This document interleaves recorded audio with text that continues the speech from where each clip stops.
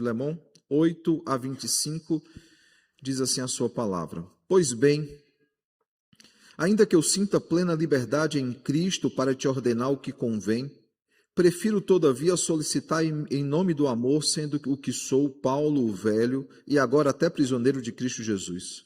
Sim, solicito-te em favor de meu filho Onésimo, que gerei entre algemas. Ele antes te foi inútil, atualmente, porém, é útil a ti e a mim. Eu te envio de volta em pessoa, quero dizer, o meu próprio coração. Eu queria conservá-lo comigo mesmo, para que em teu lugar me servir nas algemas que carrego por causa do Evangelho. Nada, porém, quis fazer sem o teu consentimento, para que a tua bondade não venha a ser como que por obrigação, mas de livre vontade. Pois acredito que ele veio a ser afastado de ti temporariamente, a fim de que o recebas para sempre, não como escravo, antes, muito acima de escravo, como irmão caríssimo, especialmente de mim, e com maior razão de ti, quer na carne, quer no Senhor. Se, portanto, me consideras companheiro, recebe-o como se fosse a mim mesmo. E se algum dano te fez, ou se te deve alguma coisa, lança tudo em minha conta. Eu, Paulo, de próprio punho, o escrevo. Eu pagarei, para não te alegar que também tu me deves até a ti mesmo. Sim, irmão, que eu receba de ti no Senhor este benefício. Reanima-me o coração em Cristo. Certo como estou de tua obediência, eu te escrevo, sabendo que farás mais do que eu estou pedindo. E, ao mesmo tempo, prepara-me também pousada, pois espero que por vossas orações vos serei restituído. Saúdam-te Epáfras, prisioneiro comigo em Cristo Jesus, Marcos, Aristarco, Demas e Lucas, meus cooperadores. A graça do Senhor Jesus Cristo seja com o vosso espírito. Irmãos, no domingo passado nós meditamos então no tema Vidas Transformadas, olhando exatamente para essa porção que nós acabamos de ler, e nós vimos 3 personagens que nos foram apresentados na carta. O primeiro deles, Paulo, a quem é chamado de o prisioneiro ancião. Nós também conhecemos mais sobre Filemão, aquele que é o hospedeiro piedoso, não apenas porque Paulo diz que espera estar com ele, né, e pede que ele prepare então pousada, mas pelo fato, irmãos, que mesmo num contexto de perseguição, Filemão recebe a igreja em sua casa, mesmo podendo sofrer sanções ou punições por causa disso. Por fim, nós conhecemos aí Onésimo, né, aquele que era inútil e se tornou o escravo útil. Até vimos que esse é o significado da palavra Onésimo, né, útil, proveitoso. E nós aprendemos então, irmãos, a partir dessas 3 histórias e desses 3 personagens, e vimos o desenvolvimento histórico da vida de cada um deles, olhando para as Escrituras, nós aprendemos 3 preciosas lições, aplicações para colocarmos em prática nas nossas vidas. A primeira delas, irmãos, é que nós precisamos ser maduros na fé. Nós precisamos, irmãos, prosseguir na caminhada, nós precisamos amadurecer cada vez mais para a glória de Deus. Um crente não vive uma vida estática, um crente não é convertido pelo Senhor para viver do mesmo jeito, não, nós crescemos na fé, nós amadurecemos na fé, nós crescemos cada vez mais. Para que não sejamos, por exemplo, como os crentes lá que são objeto da carta aos Hebreus. Em dado momento o autor diz no capítulo 5 que ele se espantava que não havia desenvolvimento na vida deles. Ele fala assim: vocês ainda estão no leite espiritual, vocês já deveriam estar comendo um alimento mais sólido, vocês já deveriam estar gestando outras vidas, né? Como o próprio Paulo vai inclusive dizer que Onésimo foi gestado ou gerado em meio a algemas. Um crente, ele precisa se desenvolver de tal forma a deixar de ser uma criança, se tornar um jovem na fé, crescendo cada vez mais e chegando à fase adulta da fé, inclusive ter filhos na fé. Por isso, irmãos, nós precisamos ser maduros na fé. Segunda coisa, nós precisamos ser piedosos na caminhada. Piedosos na caminhada, lembrando, irmãos, sempre que essa caminhada ela precisa nos tornar cada vez mais parecidos com Cristo. E para isso nós precisamos imitar os seus passos. Nós precisamos, irmãos, ser cada vez mais parecidos com Cristo, amar como Ele amou, perdoar como Ele perdoou, viver como Ele viveu. Nós precisamos, irmãos, ser pequenos cristos nesse mundo, sendo testemunhas fiéis daquele que é o nosso Senhor. Finalmente, nós aprendemos, irmãos, que nós precisamos ser escravos úteis de Cristo. Somente uma geração como hoje, né, que as pessoas querem dar ordem no Senhor. Nós somos escravos, nós somos servos do Senhor. A nossa vida não pertence a nós mesmos, pertence àquele que nos comprou com sangue precioso. E sendo então escravos úteis de Cristo, nós precisamos saber que não importa como a sua vida era antes, não importa, irmãos. O que importa é naquilo que Cristo te transformou e qual o propósito dessa transformação, que é nos dedicar totalmente à sua obra, a maravilhosa obra de Cristo. Não importa quem você era antes, aquilo que você fez. O Senhor nos libertou e nos trouxe para debaixo das suas mãos, para sermos instrumentos de transformação, para sermos instrumentos nas mãos do Redentor. A pergunta, então, que ficou para a nossa reflexão semanal foi: você tem se dedicado de fato ao reino? Você tem se dedicado àquele que é Senhor das nossas vidas? Ou as suas prioridades têm sido outras? Bem, irmãos, hoje nós caminhamos para a conclusão dessa carta, lembrando algumas coisas importantes. Ainda falando do domingo passado, irmãos, nós vimos como Deus soberanamente preparou o reencontro entre Filemon e Onésimo e usa então Paulo como um mediador, como um moderador dessa restauração de relacionamento. A última vez que Filemon ele havia visto Onésimo, ele era seu escravo. Agora, quando ele reencontra Onésimo, o escravo fujão, ele é seu irmão em Cristo. Claro, nós ainda vimos, além desse retrospecto rápido que fizemos aqui, nós vimos inclusive desde a conversão de Paulo, como Deus ele foi conduzindo os passos de Paulo, para que ele chegasse então, irmãos, a Éfeso, pregasse o evangelho para Epáfras, pregasse o evangelho para Filemon, como ele voluntariamente se entrega para ir até Roma, e em Roma ele prega então o evangelho para Onésimo. A soberana mão do Senhor conduzindo então todas as coisas. Mas é óbvio, irmãos, que ainda havia uma mágoa, irmãos, a ser tratada. É óbvio que mesmo com toda essa ação soberana do Senhor, conduzindo todas as coisas, havia um assunto a ser resolvido, uma mágoa ainda existente. E a mágoa era, irmãos, Onésimo, ele havia atentado contra a honra de Filemon. Ele havia atentado contra a generosidade de Filemon, porque é muito claro, irmãos, no texto. Filemon, ele é um bom crente. Filemon, consequentemente, pelo que nós vemos do que Paulo fala sobre ele era um bom senhor. E nós já falamos sobre isso no domingo passado, antes que se discuta, né, se faça um anacronismo, que é muito comum nos nossos dias, e se discuta, mas se Filemon fosse crente, ele não teria escravos. Irmãos, era a forma de economia daquela época. Mas mesmo assim, Paulo, em outras cartas, ele tem a preocupação de dizer que o Senhor deve tratar bem os seus servos, bem os seus escravos, principalmente aqueles que são irmãos em Cristo. Tiago também vai aprofundar isso, como nós veremos inclusive no sermão de hoje à noite. O fato, irmãos, é que ele fugiu da presença do seu Senhor, ele causou dano ao seu Senhor. A ideia que se dá é que ele pega inclusive algum tipo de recurso para que ele pudesse fugir. O fato, irmãos, é que ele atentou contra a honra de Filemon.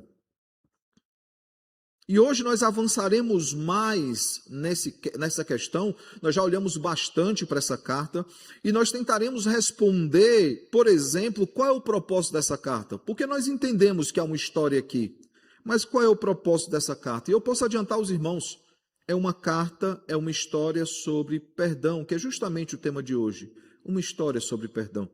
É importante, irmãos, perceber então nessa história, que Paulo, ele envia duas cartas juntas, infelizmente pelas ordens, né, as ordens dos sermões, das séries que nós temos, alguns tratam de alguns temas, outros tratam de outros temas, ou seja, ordens, sequências diferentes. Nós não olhamos para Colossenses primeiro, porque as duas cartas chegaram juntas, e eles só ouviram a carta de Filemon depois de ouvirem a carta aos Colossenses. Porque eles recebem a carta é lida publicamente, uma carta circular, como muito comum naqueles dias, especialmente no âmbito da igreja. Eles ouviram a carta aos Colossenses, eles ouviram sobre toda a doutrina de Cristo, lembrando que Colossenses é uma carta extremamente cristológica, é uma carta apologética sobre a pessoa e sobre a obra de Cristo. Após ouvir então essa carta, está muito fresco na cabeça de Filemon como é que os crentes eles devem agir, como é que eles devem viver para a glória de Deus.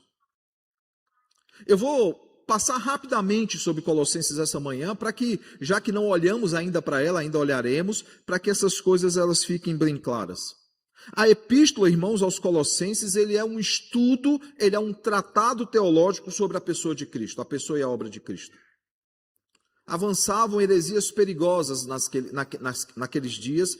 Em Colossenses havia inclusive, em Colossos, havia inclusive uma heresia que não é sequer nominada. Alguns entendem que era uma fase ainda embrionária do que é chamado depois de gnosticismo.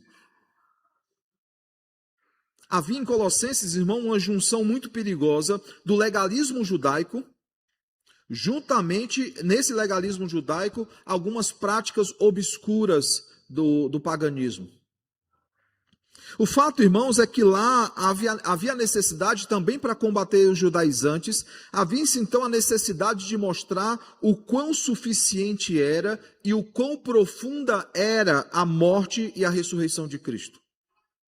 Como ele agiu desde a criação, quando todas as coisas foram criadas por ele e por intermédio dele, sem ele nada veio a existir, mas mais do que isso, a segunda pessoa da Trindade não é apenas atuante na criação, mas é profundamente atuante na redenção do seu povo. Saber disso, irmãos, é fundamental, não apenas para que entendamos a carta de hoje, mas para que saibamos como devemos viver uma vida de santidade. A obra de Cristo, irmãos, é o melhor instrumento para isso. Porque não existe melhor ferramenta, irmãos, para a santificação de uma igreja do que a doutrina bíblica, do que uma boa doutrina bíblica. Não existe. Todas as reformas acontecidas no Antigo Testamento, no Novo Testamento, reformas e avivamentos, também várias reformas que acontecem durante a história, elas só são possíveis por causa das Escrituras e por causa de uma boa doutrina bíblica. Como verdadeiros cristãos, irmãos, nós precisamos saber tudo aquilo que ele fez por nós para que sejamos verdadeiras testemunhas, não apenas noticiando essa maravilhosa obra, mas vivendo de modo digno dessa obra feita por nós na cruz do Calvário. Não é à toa que em Colossenses 3:1, quando nós olhamos então Paulo caminhando para as aplicações e a conclusão da carta aos Colossenses, ele dirá que uma vez que fomos ressuscitados juntamente com Cristo, nós devemos buscar as coisas do alto, pensar nas coisas do alto e manifestar as coisas do alto. Ele escreve isso do 3:1 ao versículo 4, e a partir do versículo 5 de Colossenses 3 até Colossenses 4:6, ele vai começar a apresentar aplicações práticas de como nós manifestamos as coisas do alto. Ou seja, irmãos, a obra de Cristo ela não é apenas suficiente para nos dar a certeza da ressurreição final, mas ela opera em nós e nos faz dar frutos. Um verdadeiro crente, ele é frutífero. E não há como fugir dessa verdade. Por isso, nós devemos saber, irmãos, e saber profundamente, conhecer profundamente toda a obra de Cristo que foi feita na cruz do Calvário. E a única maneira, irmãos, que nós temos de conhecer essa obra é por meio das Escrituras. Por isso a nossa confissão de fé ela vai nos dizer o seguinte: a revelação natural, a revelação não verbal, ou seja, a criação, ela manifesta a glória de Deus, mas ela é insuficiente para gerar em nós a fé salvadora, a fé salvífica. Por quê? Porque somente pelas Escrituras nós podemos conhecer a obra redentora de Cristo. E ao sabermos então, irmãos, aquilo que Deus fez por nós, e não apenas por nós, mas Ele fez em nós, depois de sabermos isso, é preciso que sigamos de acordo com o que Deus Ele quer de todos nós, Ele quer para as nossas vidas, de acordo com a sua vontade, de como Ele quer que nós vivamos, de como Ele quer que nós andemos de forma digna, diante de tudo aquilo que foi feito por nós e em nós. Dessa forma, após Filemão ouvir tudo que está escrito em Colossenses, ele não tem outra opção. Por isso que Paulo vai dizer o seguinte: pois bem, versículo 8, ainda que eu sinta plena liberdade em Cristo para te ordenar o que convém, prefiro todavia solicitar em nome do amor, sendo eu que sou Paulo, velho, agora prisioneiro em Cristo Jesus. Ele podia dizer: Filemão, você já entendeu o que é que você precisa fazer? Você já entendeu o que é que a obra de Cristo requer da sua vida? Qual decisão você precisa tomar em relação a Onésimo? Mas ainda assim eu gostaria de pedir em meu nome, para que você não se sentisse, para que eu não me sentisse depois devedor, que você fez por obrigação. Viver, irmãos, em santidade é coerente com a nossa nova natureza. E não apenas coerente com a nossa nova natureza, irmãos, mas também demonstra toda a nossa obediência ao Senhor. E o que mais ela demonstra? Demonstra mais, irmãos. Demonstra também a nossa profunda gratidão à obra redentora de Cristo. Está claro para todo mundo, irmãos, que ela não apenas, viver em santidade não é apenas coerente com a nossa nova natureza, e não apenas, irmãos, demonstra a nossa obediência, mas também demonstra a nossa gratidão. Isso ficou claro porque é fundamental entendermos que aquilo que nós fazemos é fruto da nossa nova natureza, da nossa obediência e da nossa gratidão ao Senhor, porque se nós não entendermos isso, nós não entenderemos aquilo que Paulo está falando aqui com Filemão. Se Filemão não entendesse isso também, não adiantava nenhuma argumentação. Por isso que, escrevendo aos Colossenses, ele diz: se vocês foram ressuscitados juntamente com Cristo, aí ele vai fazer algumas aplicações. Busquem as coisas do alto, pensem nas coisas do alto e manifestem as coisas do alto. Se isso ficou muito claro, então, para todos, permitam-me reproduzir 3 perguntas que estão no livro Evangelho da Graça, que é da nossa editora, escrito pelo Boyce, o Montgomery Boyce. Ele vai fazer 3 perguntas a respeito da vida cristã. A primeira pergunta que ele faz é o seguinte: um adulto pode se tornar uma criança novamente? E a resposta é muito simples: não, é impossível. Inclusive, em partes, essa é a discussão de Nicodemos, não o nosso, não o Nicodemos da Bíblia, e Jesus ali em João 3. Como é que eu vou nascer de novo? Eu posso voltar para o ventre da minha mãe e voltar a nascer? Isso é possível? Um adulto pode se tornar criança novamente? Não, a não ser que seja o filme do Tom Hanks, né? Quem assistiu entendeu a referência. Quem não assistiu, assista. A segunda pergunta, então, consequência da primeira, é a seguinte: um adulto, já que ele não pode se tornar uma criança, ele pode agir como uma criança? E a resposta do autor é: infelizmente, muitos agem de forma infantil. Aí ele vai fazer uma terceira pergunta: e o que é que eu devo dizer então para um adulto que age como uma criança? E aí ele vai dizer aquilo que os nossos pais já disseram para a gente em algum momento da vida, aquilo que os nossos cônjuges podem dizer para a gente também em algum momento da vida. Ele dirá: cresça, você precisa agir como um adulto.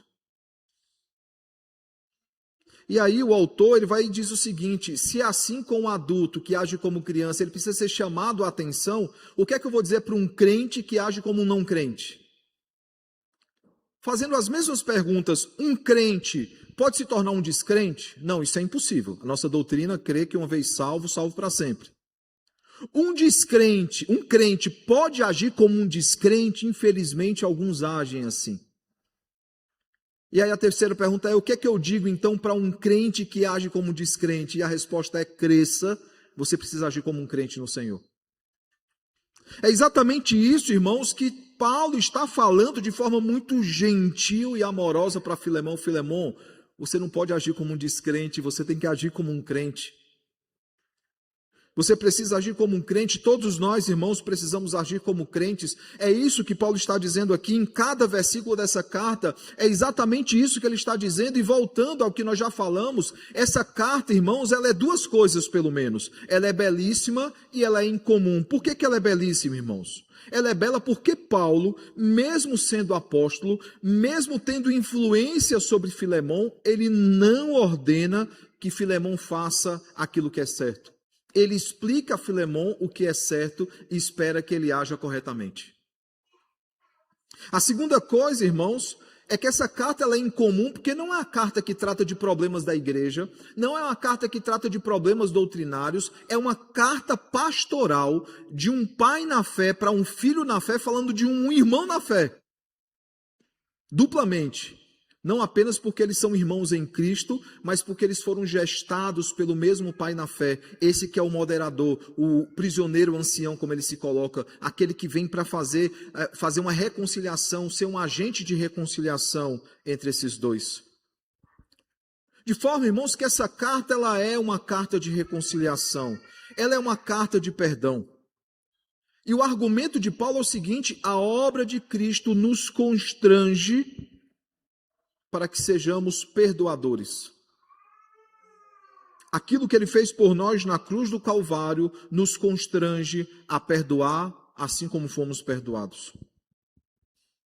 Essa obra, irmãos, transformadora de Deus em nossas vidas, nos faz andar de modo digno, que é a santificação, e ao andarmos em santificação, nós não podemos escolher quem vamos perdoar ou não perdoar. Na verdade, o critério bíblico é qualquer pessoa que chegue arrependida para nós, verdadeiramente arrependida, e peça perdão, nós precisamos perdoar.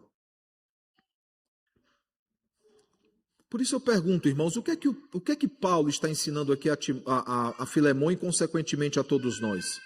Quais são as lições que nós podemos tirar desse texto? A primeira delas, irmãos, a primeira coisa que nós aprendemos é que Cristo, de forma soberana e graciosa, ele nos redimiu e ele nos regenerou. Esse é o primeiro ponto.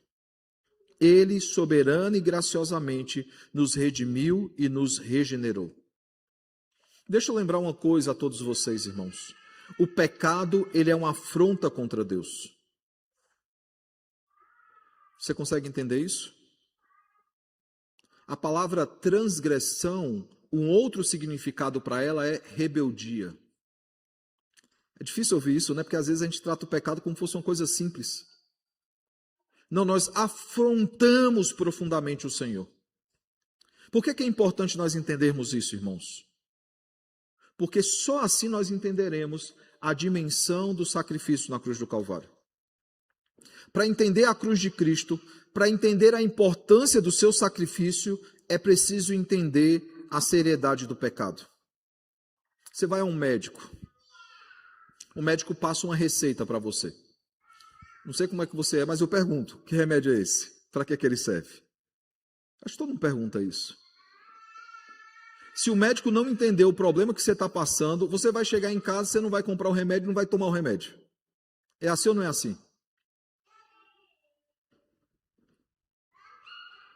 Doutor, o que é que eu tenho? Por que é que eu preciso tomar esse remédio? Eu posso deixar para tomar daqui uma semana? Eu posso deixar para tomar daqui um mês? Não, você tem que começar a tomar hoje. Você vai começar a tomar esse remédio ou não vai? Da mesma forma, irmãos, é o sacrifício de Cristo. Para nós entendermos o sacrifício de Cristo, para nós entendermos o quão profunda e importante foi o seu sacrifício em nosso lugar, é preciso entender a seriedade do pecado. Nós afrontamos a honra do Senhor quando nós pecamos. Nós afrontamos, irmãos. Como criatura, nós nos rebelamos contra o nosso amado e gracioso Criador e nós entramos em guerra contra Deus. Por isso que Cristo fez paz entre nós e o nosso Deus. Por isso que ele cessou a guerra. Nós estávamos em guerra contra Deus. Você consegue entender o quão isso é sério? Você consegue entender que ao perceber que você estava em guerra contra Deus, o que é que você de fato merecia? A punição, irmãos, era justíssima. Porque aquilo que nós fizemos contra Deus foi afrontoso, foi temerário. Ao entendermos isso, irmãos, que nós merecíamos essa punição, nós olhamos para o perdão que Deus nos dá, o favor imerecido que Ele nos dá, e nós entendemos profundamente o sacrifício de Cristo. Nós merecíamos, irmãos, todos nós, vocês, eu, reverendo Lessa, todos nós merecíamos, irmãos, a condenação eterna. Mas em lugar disso, Ele nos deu o seu perdão. Como vimos, Ele transformou inimigos de Estado em súditos do seu reino. Ele nos redimiu, Ele nos transformou por graça e misericórdia. E não apenas ele fez isso por nós, ele fez isso na vida desses 3 homens que estão aqui nessa carta. E todos eles deveriam lembrar disso, especialmente Filemão, se ele se sentisse no direito ou não de perdoar aquele irmão em Cristo ou não. O Senhor, irmãos, de forma soberana, de forma graciosa, Ele não apenas nos transformou esses 3, mas Ele proporcionou um momento de restauração e perdão entre eles. E esse momento ele foi tão singular e tão importante que até hoje, quando nós vamos falar de perdão, é uma das histórias que nós citamos. Essa história se tornou um parâmetro de perdão, não apenas essa, outras histórias também, mas essa em especial. Todas as vezes que vamos falar de perdão, nós nos lembramos não apenas de como Paulo, Filemão e Onésimo foram perdoados em Cristo, mas de como em Cristo eles se perdoaram mutuamente. Segunda coisa, irmãos, nós fomos regenerados para viver em santidade como nova criatura. Essa é a segunda lição que essa carta nos traz.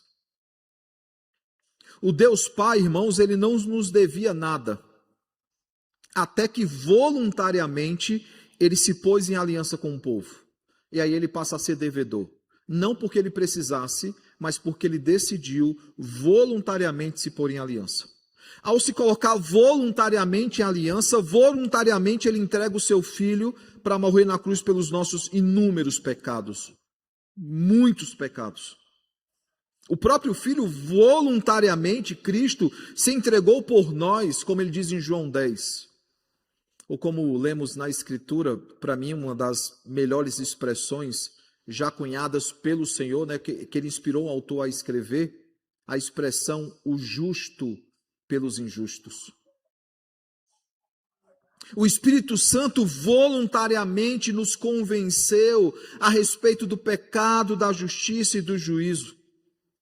Perceba que o Deus Trino voluntariamente agiu em favor do seu povo, para a salvação do seu povo. Aí deixa eu perguntar uma coisa para você então, diante dessas ações maravilhosas, grandiosas, misericordiosas do Senhor. Aquilo que o seu irmão, a sua irmã fez contra você é grave? Ela não merece o seu perdão?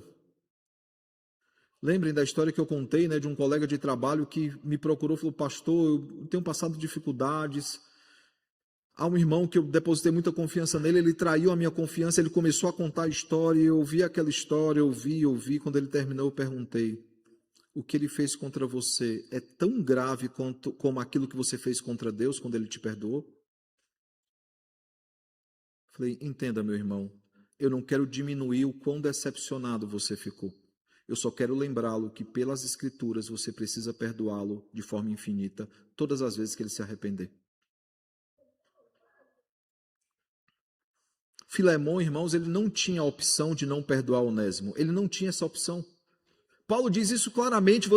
Eu poderia dizer como é que você deve agir como convém a um cristão, mas eu não vou fazer isso, Filemão. Eu vou deixar que você mesmo tome essa decisão.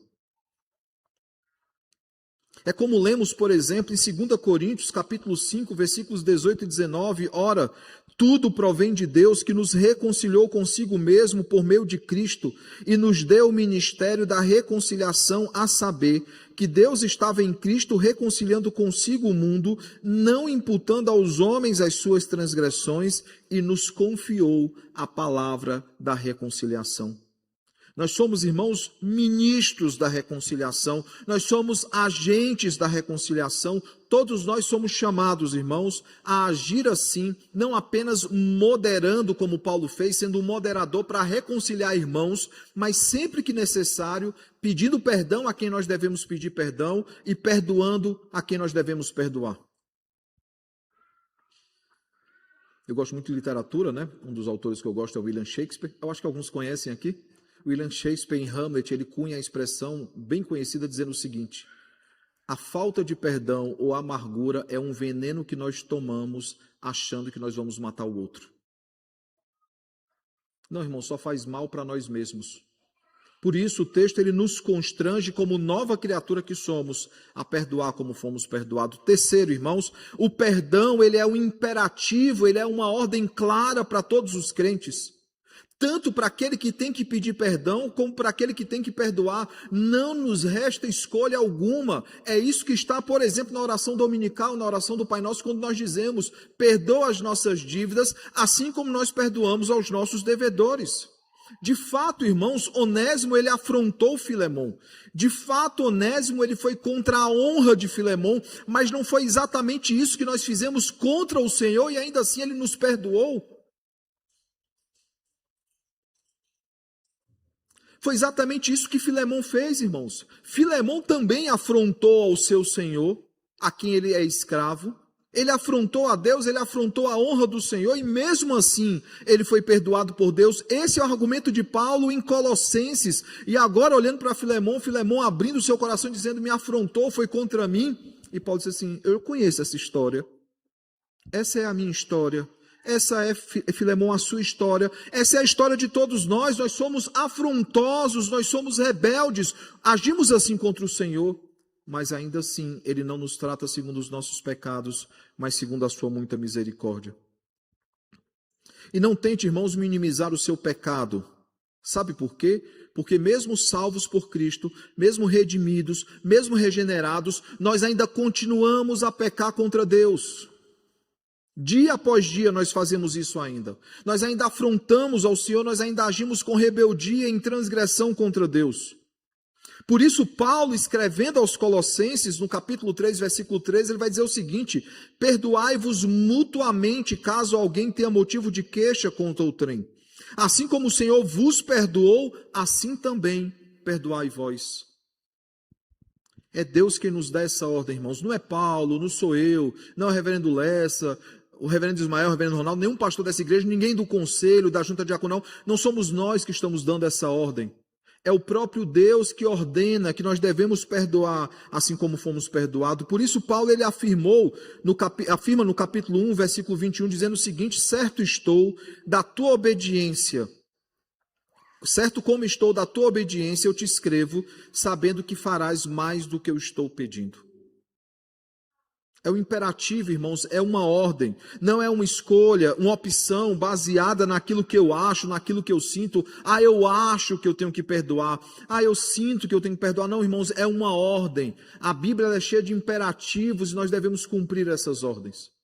Eu lembro de uma escola dominical, Alexandre, que eu estava falando sobre imperativos, e alguém falou assim: pastor, mas não é muito duro dizer que nós somos obrigados a fazer? E aí eu disse assim: meu irmão, a Bíblia ela é cheia de imperativos, que são ordens que devem ser obedecidas. E eu nunca vi um escravo dizer ao seu senhor que deve ou não fazer. São imperativos, irmãos. Dói ter que pedir perdão? Dói, você tem que admitir o seu erro, mas é um imperativo. Dói perdoar? Muitas vezes dói, às vezes a ofensa foi muito grande, mas é um imperativo. Nós somos um só corpo, irmãos. Somos membros de um só corpo que tem um único cabeça, que é Cristo Jesus. Não pode existir entre nós contendas, partidarismos, ofensas. Não pode existir. Nós precisamos perdoar.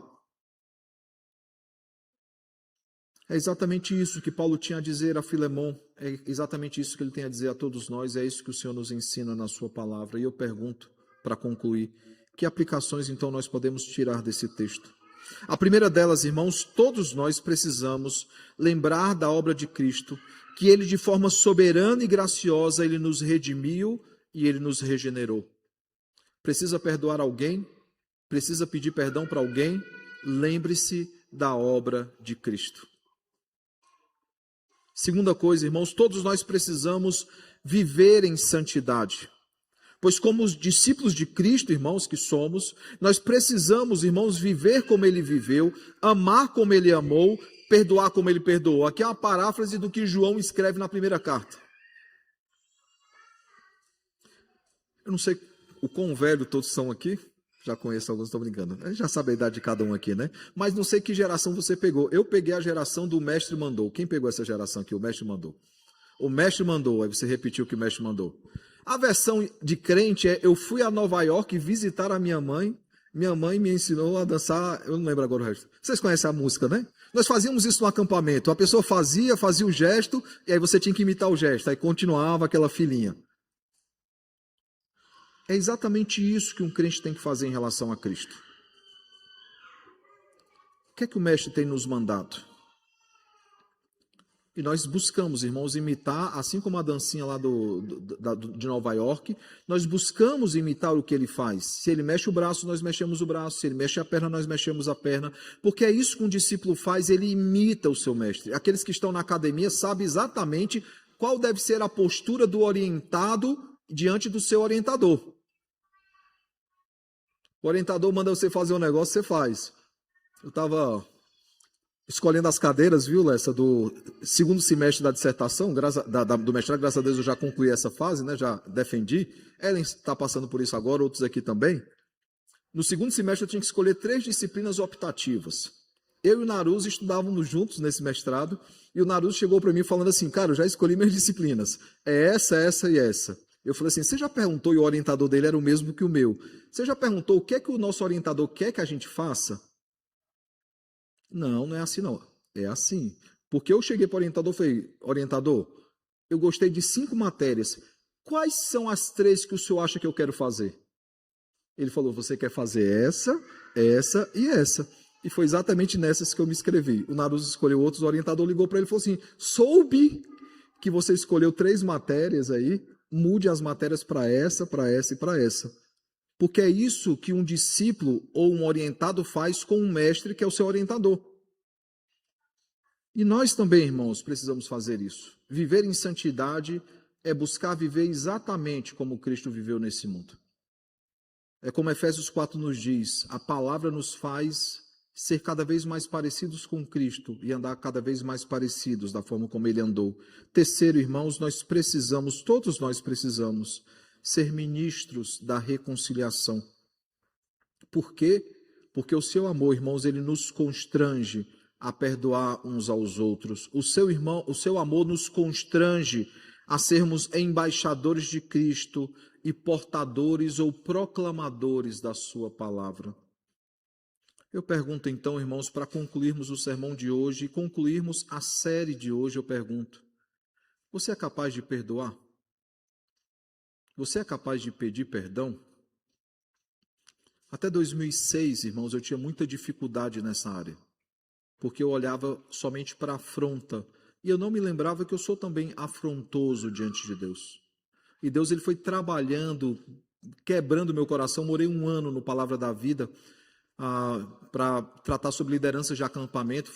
O conselho da igreja enviou para que eu tivesse essa experiência com acampamentos. É uma área muito forte na igreja de Fortaleza, ou era pelo menos.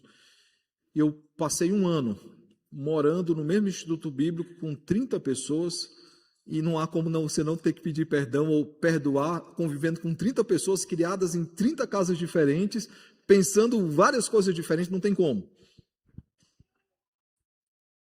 E Deus foi quebrando meu coração para que eu aprendesse a perdoar. Hoje eu perdoo muito fácil, muito rápido. Em segundos eu já tenho perdoado e assim, para mim esse assunto já está esquecido já. Você é capaz de perdoar e de pedir perdão? Que o bom e eterno Deus, irmãos, ele nos ajude a entender tudo o que ele fez por nós na cruz do Calvário. Que ele nos ajude também, irmãos, a entender como isso nos constrange, como isso nos faz imitar os passos de Cristo. Para que essa história sobre perdão não seja apenas uma história de alguém que está nas Escrituras, mas para que traga aplicações poderosas para as nossas vidas, que nos faça lembrar, irmãos, a obra de Cristo, nos faça viver em santidade e nos transforme em instrumentos nas mãos do Redentor, em ministros da reconciliação.